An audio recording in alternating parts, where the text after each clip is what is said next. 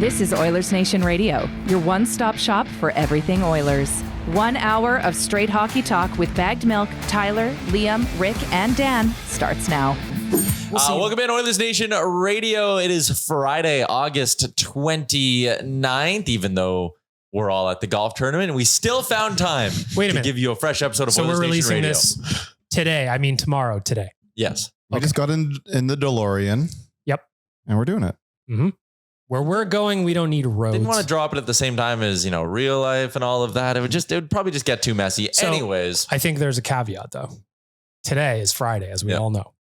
If anything happened between when we speak these words out and when this gets posted, just ignore that. I'll probably just schedule it for Friday at 8 a.m. Okay. Just so you don't chance anything breaking at 10 a.m. Releasing right at the second. Way to put it in the universe now. Yeah. I'm still predicting the McDavid extension tomorrow. Ooh, we have predictions to look back on, by the way, as well. But on the topic of the Connor McDavid extension, let's dig into it. Let's make that our delicious debate. It is brought to you by our friends at Odd Company Brewing and the Nation Beer Everyday Lager, a crisp, clean lager crafted not just for game day, but for every day. Find one by going to liquorconnect.com, typing in Odd Company Nation Beer, and boom, a map will pop up. It'll show you every liquor store in your area that has it in stock. 2 locations in the Edmonton area. Here is your delicious debate, boys. Connor McDavid yesterday speaking to the media down in Calgary. He's at the Hockey Canada Olympic Orientation Camp, and obviously he was asked about him not having a contract extension in place. And he was asked by TSN's Ryan Rashog where things stand for him in terms of that extension. McDavid said, quote, "I said at the end of June, I had every intention to take my time with it. And I still feel the same way. Take my time and go through everything. I have every intention to win in Edmonton. That's my only focus, maybe next to winning a gold medal with Canada. That is my intention to win there." He added, "I would say all options are on the table. I don't have a preference either way. I want the group to be as focused and dialed in and ready to roll come day one as possible. We don't need any distractions." That's when he was asked if he would let this linger into the season. So I'm sure you guys have all read them. I'm sure the listeners have heard them as well. Your delicious debate. Were McDavid's comments something or nothing? Go ahead, Rick. I don't know it's not, this was for people, they were for Oiler fans. It's going to get done. That's it. All it is. Yeah. Anybody who's outside going, "Oh, he said he wants to win in Edmonton, not play with Edmonton," or something stupid like that. You're just grasping at straws. Keep an eye on your own team right now. It's going to get done. I've said it from day one. We did it with Nuge. We did it with Leon. It's not it's stupid that people keep making it a thing. Connor is really good at PR. And that was just a really solid PR statement from front to back.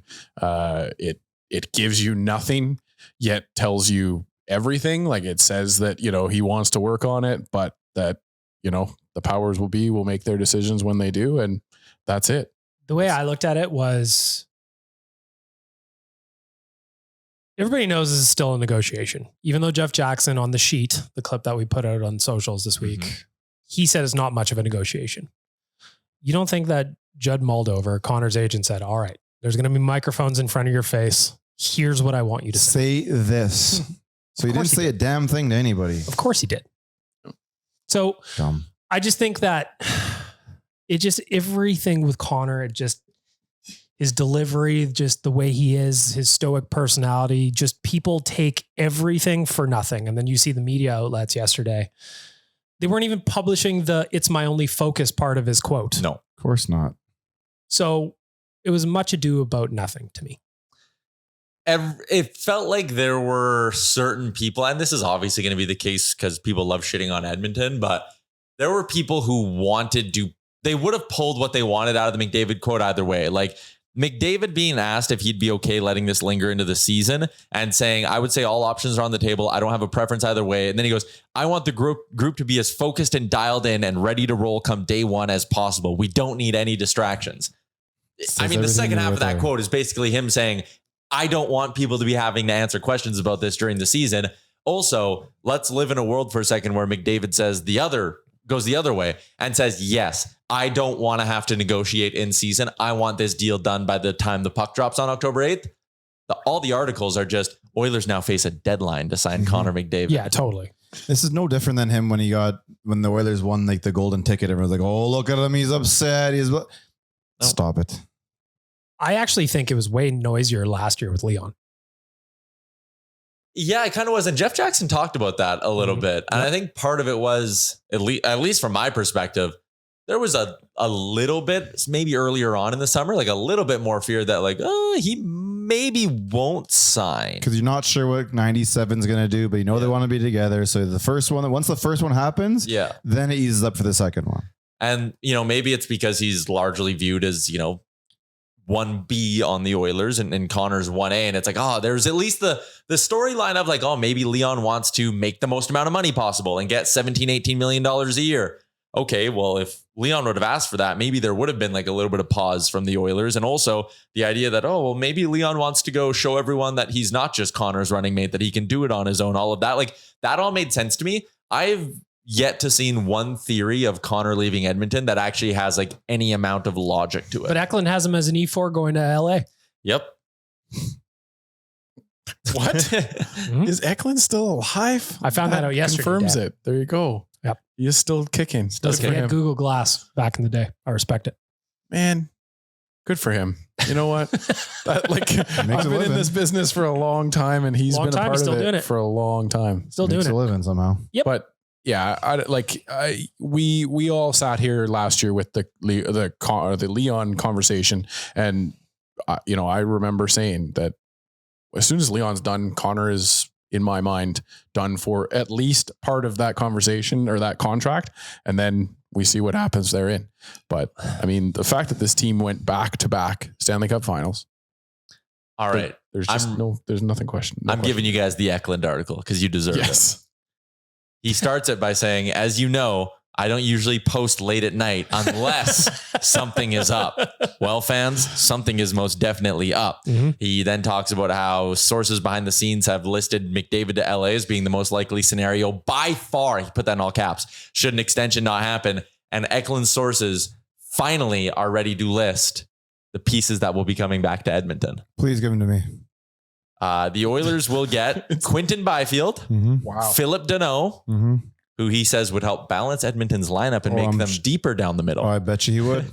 Brant Clark, Carter George, who's a goalie prospect. Sweet. And multiple first round picks. Man, you better send us your arena, half your city. Actually, I only want some of the Hollywood starlets. I only want the tater tots shop from crypto.com arena. That's the only thing I want. I'll believe you. Yep. I'll trust you.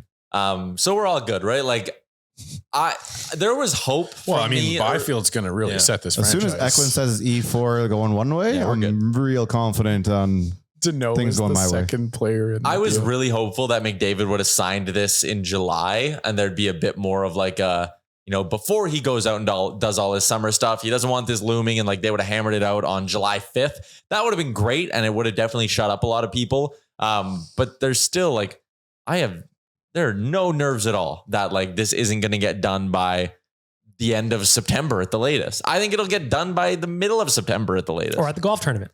Today. Or tomorrow. Today. Right now. Right now. I think Tyler's on the fourth hole right now.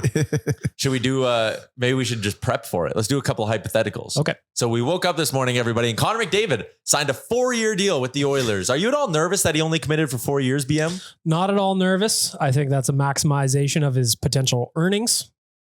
That means 5 more years in Edmonton. I'm good with it. And I kind of like that it keeps some pressure on the Oilers organization. Dan, your take on McDavid signing for 4 years? It's the climate that we're in right now. The man has to make his money. And in 4 years' time, that number will be massive and probably till the end of his time as an Oiler. So Cap's still climbing. It's climbing at a credible rate we haven't seen probably in our whole lives, right?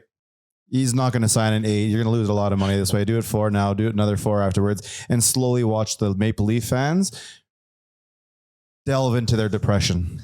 That's my favorite part. Okay, then we're going to do one more quickly. All right, guys, the stunner of the offseason. Waking up this morning to the news that Connor McDavid, he said he wanted to win in Edmonton. He commits for an 8-year deal. Rick, your take on McDavid signing for 8 years? Honestly, I was a little surprised. I thought it'd be 4. I just felt like financially it'd be better to go this way. But the fact he's doing this is really just a big middle finger to Toronto. Yep. And it's a big hug to the city of Edmonton. So I love it. Thank you, Connor. It's the economic climate we're in right now. He really wants to be locked in, get that money synced in before we have any question marks there. So I just think Connor doesn't want to do this again.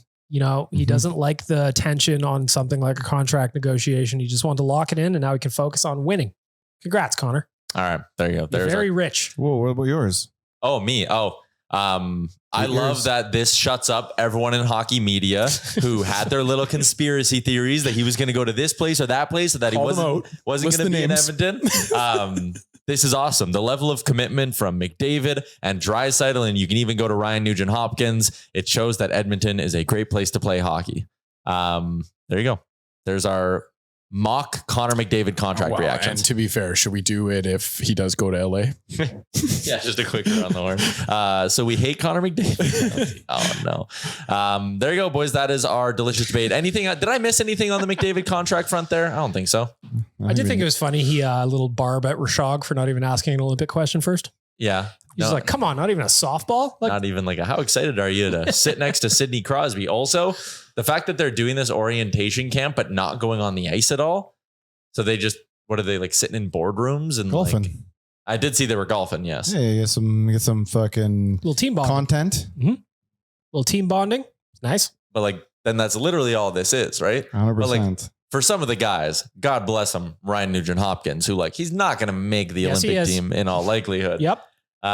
He's a lock. We're forcing him to cut his summer vacation short to go to Calgary to be like, all right, let's maybe there's a horse race in Calgary now that he's down there for anyways. They've actually built this all around his schedule. Mm-hmm. Infinite Patience has been there for weeks, ready to run. The world revolves around Ryan Nugent-Hopkins. As it should. Yeah, maybe.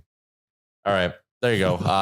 Zach Lang, the crew, everyone had the McDavid quotes covered over at Oilersnation.com. A little bit more on some of the stuff we've got going up on the site in a second. But first, let's get to the news, which is brought to you by Swiss Donair, home of the old school Donair with options if you want some flair. They've been open for 25 years, and now they're open 7 days a week. The pride of the North Side, Swiss Donair is great for your events at home or the office. Check out their location, 8308 144th Ave Northwest, or order online at SwissDonair.com. We got a whole bunch of Swiss Donair dropped off yesterday at the office, and it was delicious. I didn't get one. What? No, mine didn't come. Did you just take someone else's? No. So you didn't get to eat? No. I was so sad. I feel like we need to write this wrong, Swiss Donair. It was like always the bridesmaid, you know? Mm-hmm. Yeah. Mm-hmm. It's tough. Did you sit and stare at everybody else eating theirs? I can't sniffing with music? I was licking fingers. Just playing soft, sad Were music. you, the management didn't get it, or just yourself? No, I was last man out. Ouch. Short straw. But you gave your order. I did. Seems personal. Oh, you gave your order. Okay, well, Human error. most of the time we won't do this, but who did you give your order to? There's a certain head of technology that was tasked with the order. Ouch. That sucks. Well, this podcast is taking a pretty sad turn, but I'll cheer you up with something, Bag Milk. Go ahead. Before we get to the news, I wanted to revisit a prediction that we did before the offseason. We all predicted the day, the length, and the amount that Evan Bouchard would sign for. Oh, shit. Oh, okay. I thought we were going to. I said he would sign. So, well, maybe just a little refresher on the actual contract itself. Evan Bouchard signed a 4-year deal with a $10.5 million AAV, and he signed that contract on what day did he sign it on? Why isn't this working? June 30th. Yeah. Okay. I said he would sign. We all said 8 years. Yep. So we are all automatically losers on that one. I said July 8th at $10.25 million. So I'm a little bit off on the money and I was off on the date. Dan said July 14th for 9.75, off on both. Rick said June 29th for 8 years and 10 million even. Liam said August 2nd for 8 years at 9.8 million. And BM nailed the money July 15th. So off on the date. Rick wins the date. BM wins the money. Nailed it at 10.5 million. Wow. Bang. So that'll cheer you up after not getting a Donair. How much do you think the offer sheet thing? I think they was came on real? and said it did. If I'm not mistaken, they said, hey, they didn't want this to go to a point where people can offer sheet them, that they want to get it done first. Yeah, I mean, you can also look at like the fact that Carolina pretty much right after the Oilers signed Evan Bouchard to his extension, they did their thing with Keandre Miller, where they gave up a first, a second, and a third or something like that to the Rangers for Miller and then immediately signed him to an 8-year extension. So They were coming after. They had the picks. They clearly were itching for a top 4 defenseman to add. Miller and Bouchard, not really the same quality of player, but they had something that they wanted to check off their list. So I do agree. I think the offer sheet threat had something to do with the Oilers having to jump and lock up Bouchard before free agency and also sign him to the deal that he did. Because again, I think if you would have asked a lot of Oilers fans 3 months ago, hey, Bouchard's going to sign for 10.5, everyone would have been like, as we did in our predictions, oh, it's going to be an 8-year deal if you're giving him that much money. Yeah. Where she goes. The He economy. rich. He's very rich. Do you notice how many other fans and teams and people in this world are obsessed with Edmonton and Edmonton Oilers and the players? All of them. When you make it to back-to-back cup finals. Another thing in the news over at Oilersnation.com, we had this. The Oilers won't be adding any new names to the team's Ring of Honor this year. Rick, you're shaking your head. That's weird. I mean, why start something like this if you're just going to take a gap 3 years in or 4 years in? That makes no sense. I mean, it's very easy to go out and find 2 names. It's You could have even done one if you didn't want sure, to. whatever. Like the fact you're just like booting this to the side now, like what was the point of starting it? Well, the thing that I think is kind of weird is that 2022, they did Ryan Smith and Lee Fogelin. 2023, Huddy and Wade. Last year, McTavish and Dr. Randy Gregg. Like, if you knew you were going to run out of steam this fast, why didn't you just do one a season? And then you could have really let this thing. You could Well, like, literally how are you running out of steam, though? You're not. There's countless players that could go up there. Yeah. Even Hemmer. Yeah, like Hemsky's the one that jumped out to me. Like, what's stopping you? Like, just do one next year. You don't have to keep doing 2 if you think you're like burning through them too fast or whatever. But like, do Hemsky next year. Yeah, like we've been around for what 45 years that we're talking about. So we got 6 names plus the 8 are upstairs, and that's it. We're like, oh, nothing else to talk about here.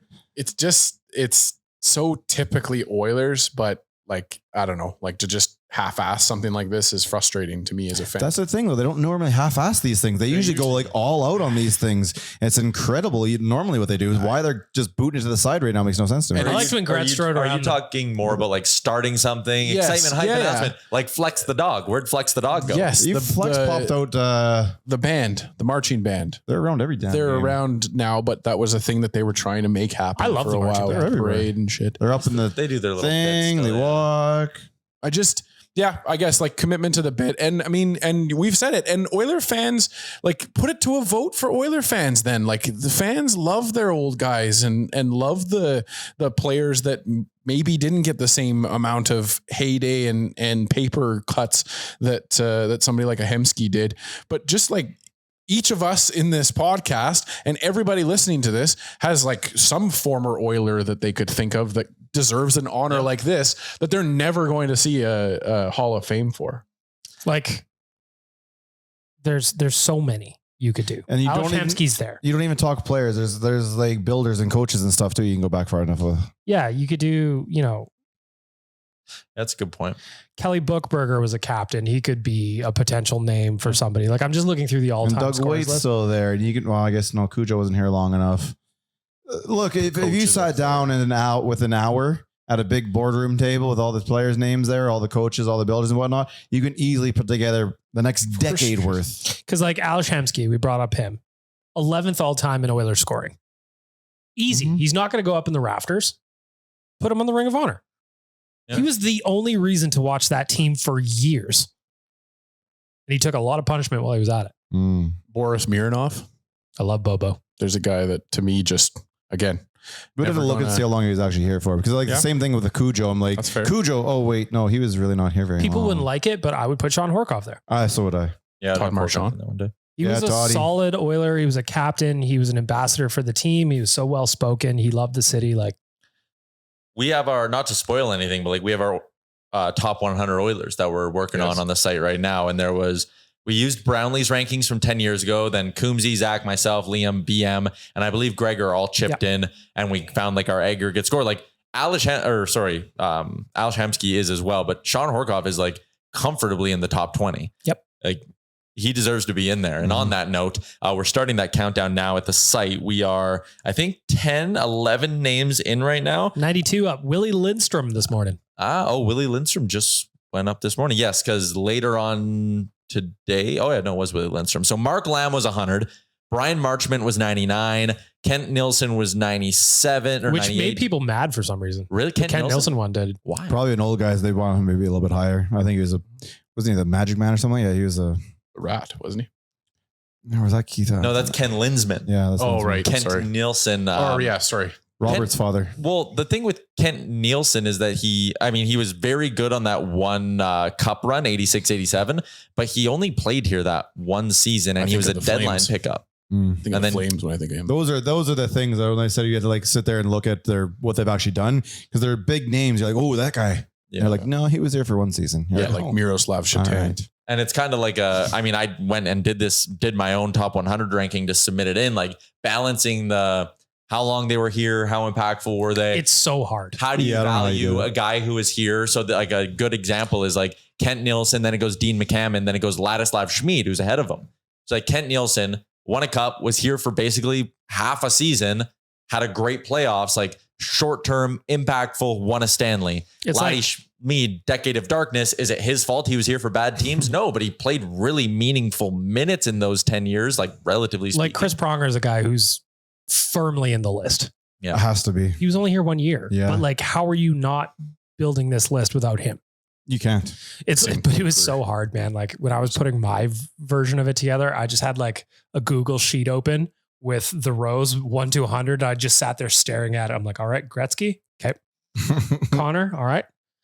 Oh, it's getting hard now. Yeah, I was like outside of 20, 25 might be relatively easy outside of 25.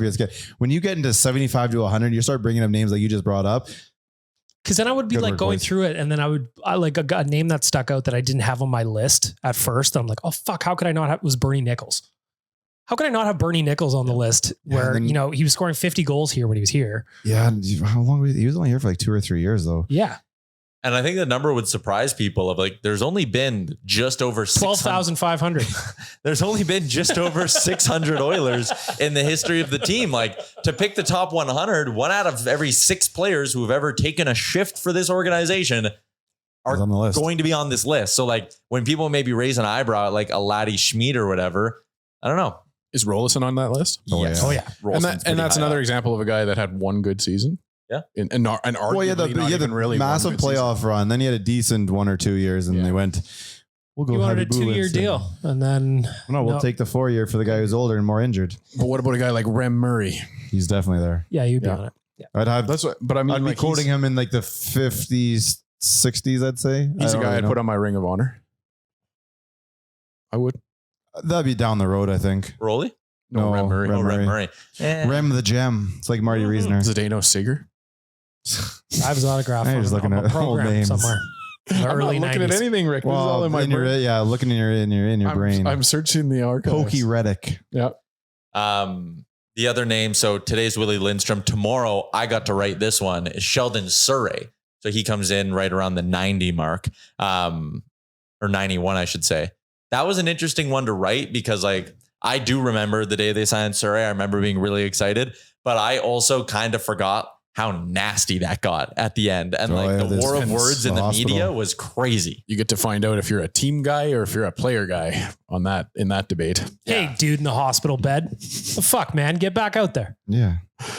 Yeah, it's and then the organization, or he suggested that the organization had him get surgery that then was infected, wasn't it? So he got surgery. His hand got Staph infected. infection. Yeah, he got a staph infection. And then he tells a story on a podcast with Brant Myers where he's like, doctor came in and he's like, man, like, I'm worried that, are you guys gonna have to amputate my hand? And the nurse was like, oh, we're worried about this, like getting to your heart and killing you. So the hand, yeah, we'll worry about that like when the time comes. And then the Oilers staff member comes in and is like, by the way, the front office thinks you're faking it.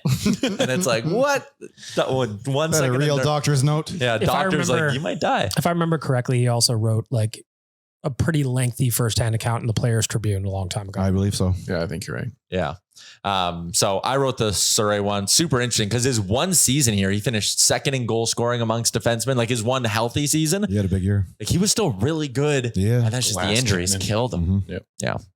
So there you go. The top 100. There's a new player that drops every day at Oilersnation.com. Does that mean we're like 91 days away from the season starting? No. Is that what we're going to roll this into the season. Well, and that's why they had to delay the Ring of Honor this year, because they wanted to check the list. Yeah, they're going to cross-reference our list. Now it makes sense. Right? We just thought ultimately it was about 10 years since Brownlee did this. Yeah. So it was a nice little update the list, and then a nice little homage to Brownlee. So a lot of his writing is in those recaps as well from the list 10 years ago. Speaking of things that have been releasing this week, EA Sports, the new NHL 26 game drops in just over a week, and they began doing their top 10 kind of by position things that have been going out. Their top 10 overall obviously had Connor McDavid at number 1, 97 overall. What? I had this rant yesterday on ONE. Why are they afraid of 99 overalls? Connor McDavid is a perfect hockey player. Why isn't he 99 overall? Back in my day, the 99 overall was a thing. Madden's bigger. Madden uses 99. Don't be afraid of 99. Don't be afraid of 99. Connor's 97. And then there are 3 players at 96 overall: McKinnon, Kucherov, and Leon Draisaitl. Do you agree with Leon Draisaitl being dead even with McKinnon and Kucherov? Kucherov, no. Think Kucherov should be higher? No, I think Kucherov should be lower. Lower? Yep. I think that's crazy. I think Kucherov's been the most productive player over the last 3 years. I think it fits. You're fine with it? Yeah, I don't really care that much, if I'm being honest. Yeah, I mean, I'm excited about if you how put mad Connor at 99, then you can do like 90. Like I think there's a bigger gap between Connor and the 96s to me than 97 and 96, but it is what in the new NHL games. Like I have NHL 25, and I don't think this is part of it. Like, is it like Madden where that number will move up and down depending on how the player plays? Yeah. So then who cares? But there was an era where NHL games had multiple 99 players, was there? For sure. Yeah. For sure. 100%.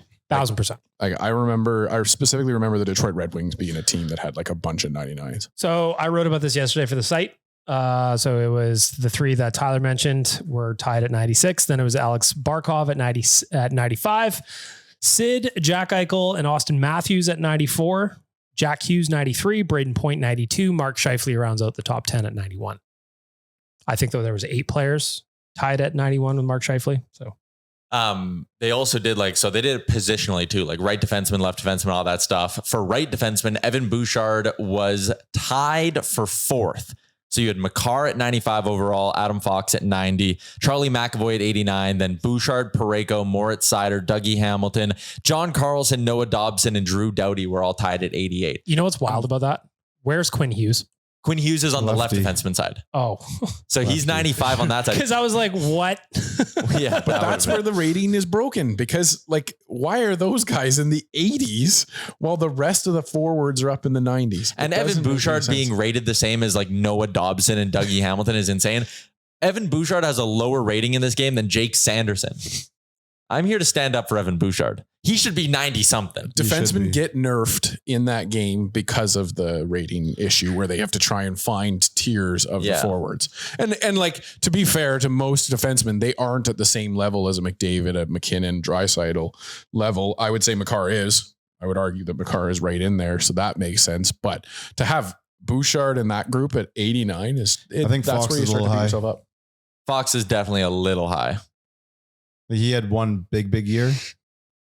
Yep. He won the Norris or whatever. And then he's kind of Tapered filtered off. down a bit. He really did struggle last year. Yeah, I think he's too high. So if we were to do 99s for defensemen, Makar would be 99 and that's it. Yeah. Hey. Probably. Yeah, I don't know if I'd give him 99. I'd probably give him like a 98, 97. Yeah, it might be a touch lower as well. That's even if Connor gets a 99. Like, I just don't think he's the Connor to defenseman. Like, I don't think he's I don't think there's a defenseman out there who gets 99. Connor would get 99, but I don't think there's a defenseman out there. And I don't think there's a goalie out there who gets 99. Hellebuck would be close for me. That's fair, but he's not 99. Yeah. There you go. New game drops in, I think, about 10 days. So shout out to our friends at EA Sports. They got their ratings up. Later today, I think they're dropping the top 10 Oilers as well. So we'll get to see some other players' ratings. What else did I have for the news today? That was actually all of it. So we can get into our betting talk for Bet365. Download the app today. Use the promo code NATION, whatever the moment. It's never ordinary at Bet365. It is starting to creep closer to hockey season, and that means our friends at Bet365 have a few more futures bets up for the NHL. I'll get into some Oilers specific ones, but first, they now have odds for every team to make or miss the playoffs. And I wanted to ask you guys, give me one team, and you can go either side of the coin here. Either give me one team who didn't make the playoffs last year, who you like to get in, or give me one team who made the playoffs last year, who you would like to fade and bet on them to miss. And you give me the team, and I'll give you the odds afterwards. Bold take, Tyler. Okay. Kings miss. I love that. Kings to miss plus 260 BM. Ooh, baby. I could legit, like, they got damn near Vezina. They did get Vezina caliber goaltending from Darcy Kemper last year. Mm-hmm. And even then, they were not like stone cold mortal lock. They had a good season, but I just think they're banking on a lot of things continuing to go right. I think they got worse. And their blue line got worse. Totally. So, LA, miss. Kings to miss plus 260. Montreal. To miss. Mm-hmm. I actually found this line interesting because Montreal made it last year. I think they got Noah Dobson. So unlike LA, I think you can maybe make the argument they improved. Full season of Demidov, they're actually minus 135 to miss. They're plus 105 to make it. I thought Montreal would be a bit more. I thought it'd be the reverse, honestly, but Montreal to miss minus 135. Dan? Rangers to make it. Rangers to make it is minus 200. Yeah, that's fair. Wow. Yeah, that makes sense. I think they just had a really confusing, nobody really knows what happened last year. You assume they're going to bounce back. I was just digging for some value there, but nope. I thought there'd be. What was I was trying to think of what was the insane thing Jay said yesterday that he was going to bet on who to make the playoffs. He was going to bet on the Chicago Blackhawks, who have the worst odds in the NHL to make the postseason. Oh, he's just trying to get a little dollar into 1,000. Yeah, he's chasing the dragon on that one. But even that's only 15 to 1. Yeah, that still feels like a stretch to me. Yeah. Utah's kind of become the sexy one this year. Utah, though, minus 115 to make the postseason. So it's a little bit tough right now. Preds? Preds to make? Yeah. It would be a bounce back season for the Preds. They were miserable last year, plus 200. That's a reasonable bet. It's not terrible. They got good players. They got great goalies. I think I disagree with you on the Habs, Rick. I think I was going to say I'd fade Rick on the Habs. I think they're too small. I think a full season of Demidov, you add Dobson, their goaltending is still solid. And also, like, who in the East is going to take their spot? Like, do you really like Columbus more than you like them? The Rangers? Rangers do have to replace somebody. I wouldn't be surprised if the Rangers maybe replace New Jersey. I'm not as high on New Jersey as some people. And I can see Jersey being better just because I think they have a better, I don't think they have a great team, but I do think they have a better team than them. They have better talent on paper than Montreal does. I just think, like, with New Jersey, getting what's his name to stay healthy, Jack Hughes is going to be the biggest part of that. Because when he's healthy, their team looks very different. Obviously, one more. Yeah, miss the playoffs. Capitals. Man, wouldn't that be something? Oh, that is an interesting pick. But even that's only plus 180. Wow, that's crazy. They were on the heater of all heaters last year. Like, just especially if they're forcing the Ovechkin play. They were a little bit too PDO much. Kings last year. What about the Jets? Lose Ehlers, maybe Hellebuck is in I think Vezina. Hellebuck will crowbar them in. Yeah, probably. Okay, time the for Jets to miss would probably be massive. It's like plus 240. That's it? I know. It's not like, I do think you maybe get more value, and this is probably more on the make the playoff side. Wait like 2 weeks into the season and wait for someone. Maybe like if a Montreal starts slow, then you hammer them, and then the odds get better, or whoever. The Rangers. What if Montreal starts fast? And then you fade them. Then you pull the pin on it. And then you get to a point where you have both a make the playoffs and miss the playoffs bet at plus money, and you're laughing. They do have some Oilers ones, not just the game one starter. I think we've all kind of accepted at this point that it's going to end up being Stuart Skinner. My payout is I get like 40 cents on my Calvin Pickard bet that I did on that one. Yeah, my payout is just my bet. Yeah, I wouldn't cash that out because there's a world where like Skinner gets hurt, knock on wood. Yeah. So regular season over-unders. We got one for goaltending. Stuart Skinner's over-under for wins next season is 28.5. So this would kind of be like betting on him to be the full-time starter. Last year in the regular season, Skinner started 50 games, won 26. So he went under, but he did go over 28.5 in each of the 2 prior seasons. Do you like it over under 28.5? Or 28.5. So he needs 29. Yeah. He's done that in 2 of the last 3 years. Over. Under. You think it's more like a split workload, or do you think they get a new goalie and that's what? I do think that this team is probably going to be making a change at goalie by the deadline. So I think you're going to see Stu have I don't necessarily big think that year. that means that Stu is done as the goalie, but I just think that we will have another goalie that will be stealing his starts by the deadline. All right. Last one I got for you guys. It is an over under for total goals next season. And it is Connor McDavid. Over. Well, let me just start with this. His goal totals the last few years, 26, 32, 64, 44, 33. If you had to guess, what do you think his over under is set at? 38.5. I'm going to guess it's 45.5. Wow. Didn't he only have like 26 goals 26 last year, yeah. I'm going to say 30.5. His over under is set at 35.5 on Over. that 365. Over. I'm going to say over. Over. I would like to see Connor, and I do think it pretty directly correlates to the kind of season the Oilers could have. But like, if he gets back into shoot the puck mode, that year he scored 60. It was literally just like, oh, he decided he wanted to score 60. Leon told him he could do it, and he went and did it. Like, that Connor McDavid is fun to watch. Yes. Challenge. He's Chip on the shoulder. unstoppable when he decides I'm also going to shoot and be the best passer. And he's going to have a young kid on his line, most likely. Sometimes you're like, you know what? I'll just do it. Yeah, maybe. Yeah. I like it. Over. All right. Over. We'll keep giving you all a few more of those as we lead up to the season here. I'm just In case looking. you were wondering, Tyler. Yeah? I know you were. My Elks Grey Cup bet payout. Oh boy. Let's go. So Rick got me in. For the record, we are 1 game out of the playoffs right now. Yes. And therefore 1 game out of the crossover. I bet Thank them you, to Toronto win Grey Argos, for Cup beating the BC Lions last week. plus 1,000. My payout is currently 44 cents. They're 45-1 now. Mm-hmm. Should I look at it, Rick? I don't see why not. BM, I think you should double down. Why not? Shout out to Elks Nation. I say you get involved.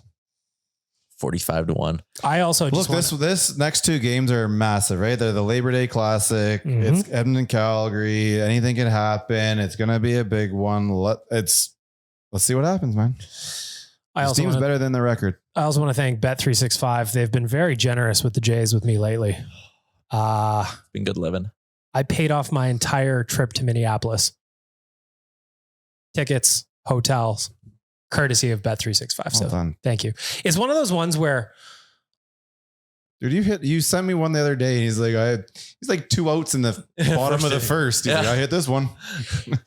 it's one of those heaters that like they don't come around often. You're just seeing the board so well. So I'm just sitting in it as much as I can. Like even last night I made a bet on the Jays, but I had Alejandro Kirk in it. He didn't play, so it just voided. So it was fine. Working.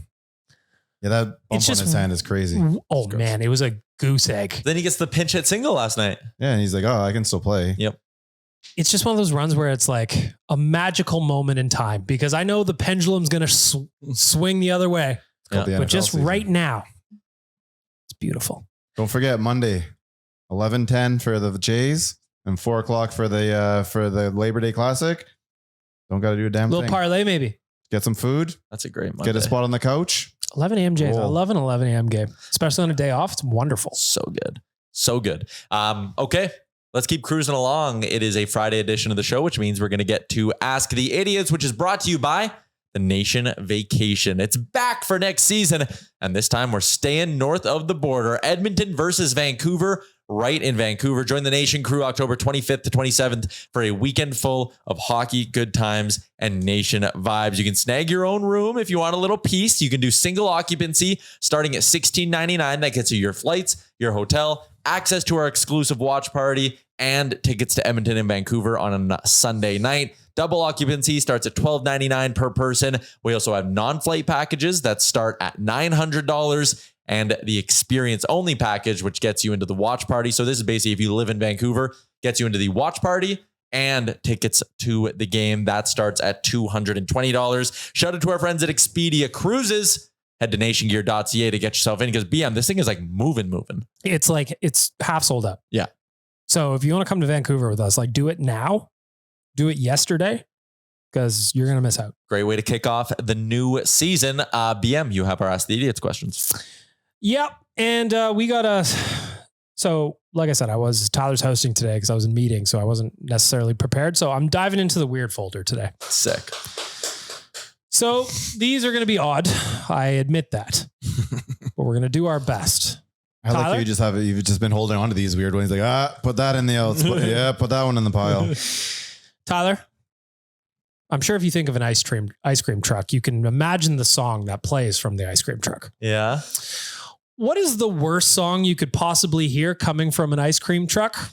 This one comes in from Dave. What's the worst song you could possibly hear coming from an ice cream truck? This is I don't get it. He's scared to answer. He doesn't want to answer. You just wrong. pick a bad song. Just pick a song that would upset you. Something that maybe pushes the kids away. The Calgary Flames goal song. I was gonna say Ring of Fire. Yeah, that would scare the kids away. Yeah. Mm-hmm. I'm gonna go with the Fuck Them Kids song from TikTok. That's for the adult ice cream machine. Like the kids are not allowed at that one. Oh, what would an adult ice cream truck serve? Beers. Can you imagine? And ice cream. Like the jingle coming and it's like, oh my God, frozen margaritas. I would be running out to that truck every single time. Like, that's a good truck, right? Like beers, maybe you could like keep it home, but like if they were coming around with like a nice frozen slushy boozy drink, that would actually probably do really, really well. Mm-hmm. I don't know what the laws are. Yeah, the laws aren't going to be very nice to that. Yep. The rest of it's cool though. Mm-hmm. Licenses. Dan, you got a song that would push away the kids. There was a radio station in Nova Scotia that did a challenge where they made people sit or spend 24 hours in a bathroom listening to Wake Me Up before September ends. And I could the Bear used to do that. Yeah. And I feel like that song, I don't know why, but it just like kind of triggers me to that.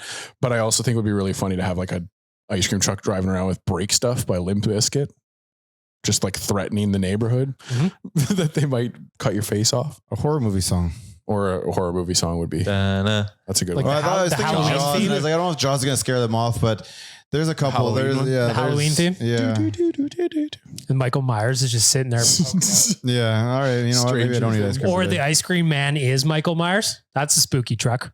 Yeah, that'd be scary. You know?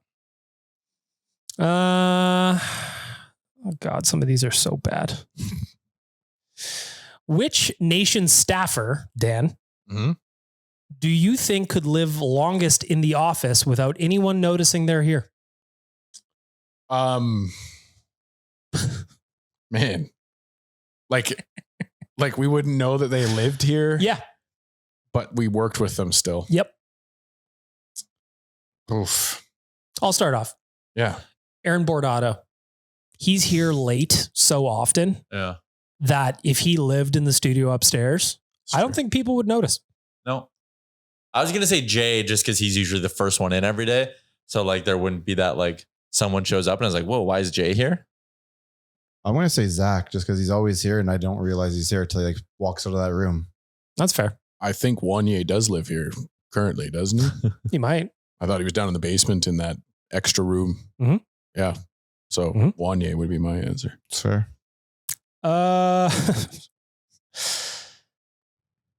Rick, if your belly button's a USB port and it's able to charge, what are you keeping plugged in there most of the time? Well, nothing. You don't need to keep anything plugged in all the time, but you plug in things when you need it. Your phone, your watch, your whatever. You just have a fucking pocket full of cords and whatever needs charging, you charge it as you go. Maybe you're out there, you're walking on the street, someone needs a charger. Yeah, come on over. It's like my umbilical cord. You could charge it, a little side business, a little side hustle. That's actually smart. Yeah. Dan, what are you plugging into your belly button? My phone. It's not going to be it all the time. Bluetooth speaker always have some jams going. Oh, that's not bad.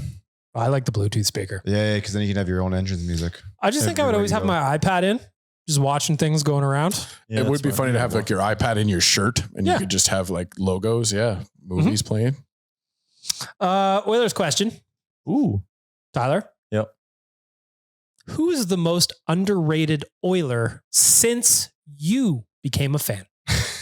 Since I became a fan. Okay. Most underrated Oiler. BM's already judging your answer. Oh, yeah. Why? You want me to say Nuge? No, because you're young. Oh, because I'm young. I'm trying to think back to like the good teams and like, I will say that doing the Oilers top 100 series should help you. How high Stuart Skinner has already gotten in a lot of the Oilers like numbers and leaderboards for goalies is very impressive. And along those lines, I think we forgot too quickly how fucking crazy Cam Talbot was in 2017. Totally. Like we were all excited that the playoffs came to an end or the playoff drought came to an end and all of that. But you look back and like he played 73 games that year. What the hell were we thinking playing that guy 73 games? But he was so good. But like 73 games, he might go down as like the last goalie to play 70 games in a season. Is he right now? I believe so. That's crazy. I mean, that used to be done. That just used to be done all the time. I know. Vasilevsky maybe. But like, I mean, I think we very quickly forgot about that Talbot thing. And then he stunk for 1 year and everyone was like, well, throw him out. He sucks. Might have been a mistake. We don't do that here. Dan, who's the most underrated Oiler since you became a fan? It's like I was trying to look up a list of players with games played. Underrated Oiler since I've been a fan, I would say, man, like it's difficult because anytime I want to say like I think Hemsky would probably be just because he was so good in a time where he had nobody around him to help him kind of achieve his greatness. He was an assist machine, and nobody could put the puck in the net other than Ryan Smith for him sometimes. So yeah, I would say Ales Hemsky is probably like the most underrated player, a player that should be talked about more than he is. Rick, who you got? We are going to choose the mid-90s going forward era.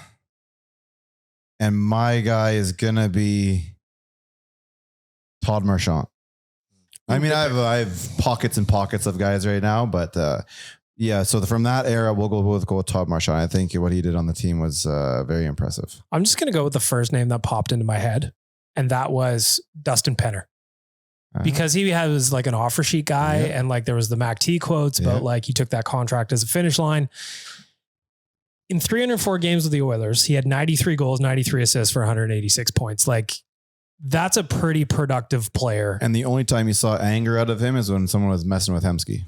And I think like then the refrigerator would get in there. And I just think like nobody remembers him here.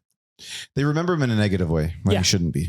So I think he was better than probably 1,000,000,000,000%. a lot of people remember. Just to follow up on the Talbot thing, he is the last goalie to have played north of 70 games in a season, and he's the only goalie since 2012, 2013 to play 73 games. He has the most starts in the last 14 years in the NHL in that 1 year. That's crazy. Like it's also because we all grew up in the 90s watching Bouchard do it on an annual basis. Everybody did. Yeah. Next up, I don't remember where I was in the order. I'll start with Rick. What is an everyday task you're weirdly bad at? Oh, fuck. This is not that difficult. Just like regular house cleaning. Yeah. Like, especially like into the corners and like this sweet or like that's dusting fair. And stuff and the nooks and the crannies. Poof, not for me. Dan, what is one everyday task you are just oddly bad at? I wish that I could say that I was better at it, but being a dog owner, like my dog is 6 years old and still like will piss on the floor randomly, will chew a pillow apart and have no rhyme or reason to it whatsoever. Just a terrible thing. And I remember we used to have a GM that worked here, Graham. He would call me for dog advice all the time, and I would tell him my answer. And then afterwards I'd be like, why was he asking me that? Like, am I an expert at this? And now I really feel bad looking back on it because my dog is, like I said, 6 years old and the worst. Love him to death, but Penn is shout out to Penn. Yeah. You know what? He's just living his best life. That's what he's doing. really is. I've lived with Amber for 5 years now. Braggart. I've never cleaned a bathroom. I'm not even totally sure where you'd start. I don't know what supplies she uses. And I'm good at a lot. I do a lot of the laundry. I do the dishes a lot. I do a lot of the cooking. And she's accepted it. She doesn't complain about it at all, at least not to me. I don't know what I don't get it. So I don't clean bathrooms. Mine is stupid. But again, first thing that popped into my head, I can't fucking brush my teeth without getting shit on the mirror. Oh, that's fair. I just walk away from the mirror. I agree. But then that's going anywhere else. It's got to go somewhere. If it's it ain't on the mirror though. It's on the floor. Whatever, you don't see it. I'll go sit on the couch. Yeah. I don't know why. That's fair. I leave the bathroom. I stand away from the mirror. Put my back to the mirror because I hate having to clean it all the time. Can I It's always ask streaky. Can I ask you guys a question? Mm-hmm. You ever bring your phone in the shower? In the shower? Yeah. Yep. Are you just listening to music or a podcast or something? You're trying to text while you're washing. Just taking pictures of your schmeckle. Just scrolling a little bit. It's just outside for fucking entertainment factor, but it's never come in. I put it in right underneath the water spray. Are you watching something? Yep. I thought you meant like you get it wet. You're just like clean I it. have a Bluetooth speaker that I always have music playing, but never my phone. Scrolling during a shower is ludicrous. Really? Unless you're posting up there for like 40 minutes. Well, because the water gets on your screen and it's gonna scroll the different. The soap getting in there is the issue. Well, once I start the actual showering process. How long are you playing on your phone before you start showering? Just a little 4 minutes. I like the water. That's what I tell Amber. I like that quote. Yep. I like the water. She'll be like, you've been showering for a long time. And I'll say, I like the water. Yeah, well, the first part of it is scrolling. Yeah. It's nice. Hot water feels good. So I do not disagree with you. Epcor also loves Tyler. Yeah. And that's all we got. All right, there you go. Ask the Idiot. Shout out to the All New Nation Vacation. We are going west. We're going to Vancouver. Go to nationgear.ca. Gentlemen, it is time to wrap up the show with our hot and cold performers, brought to you by Oodle Noodle. 15 locations across the Edmonton area. The Hope in Every Box campaign donates 10% of all sales from a featured dish each quarter to help our friends at Sports Central refurbish and redistribute gently used sports equipment. This quarter, the featured dish is Rick's favorite, the Hot Tie Box.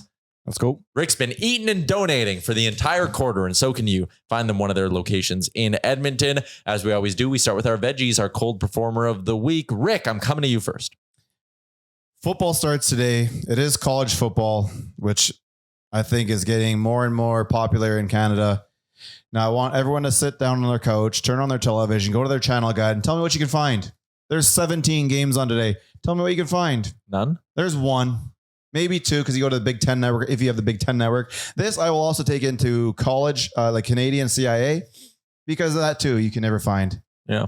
So enough of the fucking the Amazing Race on TSN. No more golf talk during like primetime hours. Let's get some sports back on the television, please. See, as you can see, the more you fuck around, the more you're going to find out. Okay.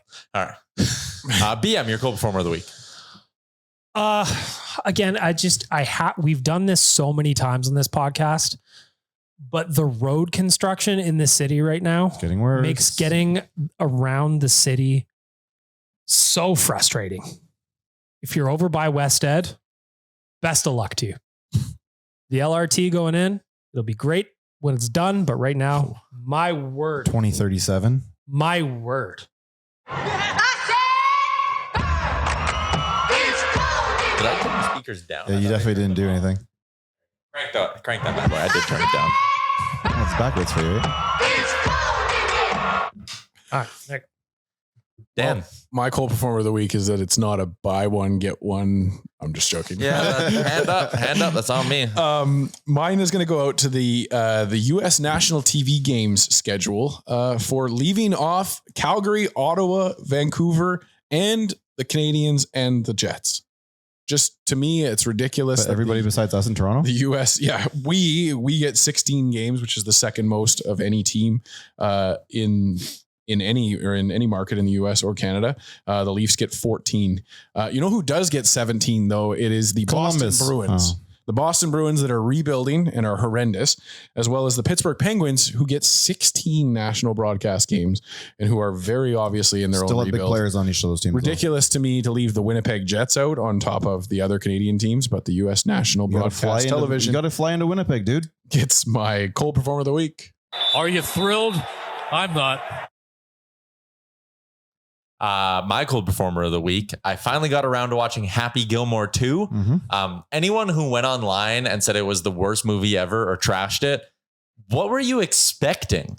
That's just my whole cold performers. Anyone who trashed the movie, if you're going to watch a movie like that. Shit. I got low tide. Hot performers, all of you. All right. Great. Thanks, BM. Anyways, my cold performer of the week is anyone who bitched about Happy Gilmore 2. That movie was exactly what it was supposed to be. Oh, BM hit one on the way out. Damn. Yeah. All right, boys. Hot performer of the week. Dan, you can go first.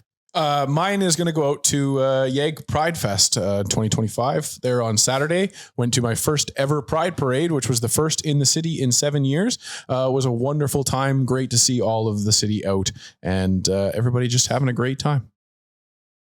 Feeling hot, hot, hot. Feeling hot, hot, hot. Rick, what do you got? Blue Jays playoff push. This is exciting. Even if you're sitting in a bar right now, it's fucking fun. People are getting into it. Last night, there was the comeback in the bottom of the 8th. When Bouchard hit that double, the bar went nuts. Everybody's getting involved. It's fun times. Let's go. Put some respect on my name. Yeah. Bonus cold performer, people who don't know ball. I love bandwagon fans because it makes it more fun when everyone's into it. But the amount of people on Twitter who, whenever the Jays lose a game, are like, well, this is the end of it. Told you this team was fraudulent. I saw people today being like, oh, now we're starting to see that this Jays team is getting exposed for just beating up on shitty opponents all summer. They have the best record against teams above 500 in the league. Yeah. We'll see what happens tomorrow and Saturday and Sunday. Non-ball knowers get my cold performer of the week. My hot performer of the week goes out to everyone who makes the Oilers Nation Open possible. Obviously, Kennedy does a lot of the work leading up to it, but all of our sponsors, including our title sponsor, Star Mechanical, Millwoods Golf Course for having us out, Will Hawk Beef Jerky, the list goes on and on and on. It is truly one of my favorite days of the year. It's the reason why we aren't recording this live on a Friday like we always do, but I can guarantee you, when you're listening to this, we're probably all a few cocktails deep on the golf course. So shout out to the Oilers Nation Open and everyone who makes that possible. That is a wrap on today's edition of Oilers Nation Radio. We'll see you all back next Friday.